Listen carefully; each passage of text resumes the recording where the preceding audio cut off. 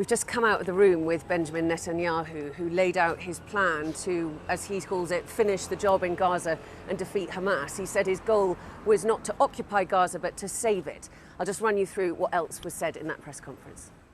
In terms of timeline, he talked about a fairly short timetable for the next steps in Gaza, which were to establish safe zones for the million or so who'll likely be displaced, and then target Hamas in their final strongholds of Gaza City and the central refugee camps.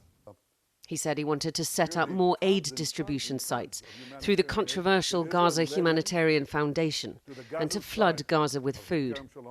That Israel's policy was not one of forced starvation, in fact, quite the opposite.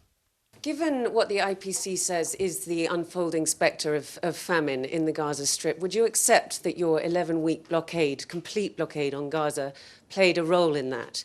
And also, given the killings that we have seen at the GHF aid sites, how will you guarantee that that kind of disaster will not happen when you have 1 million more people displaced? There was a problem of deprivation, no question about it.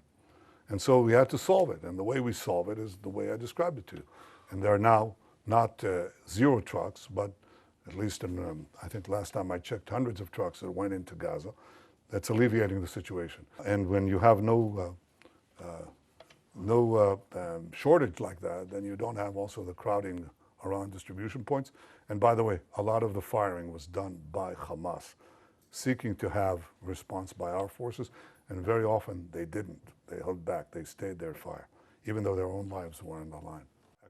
He said he had several candidates in mind for a transitional authority, neither Hamas, of course, nor the Palestinian Authority, but was adamant that Hamas would have to be disarmed.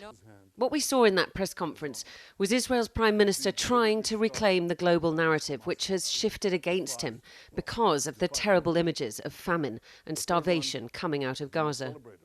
He said Israel had not been winning the propaganda war. This was his attempt at a reset.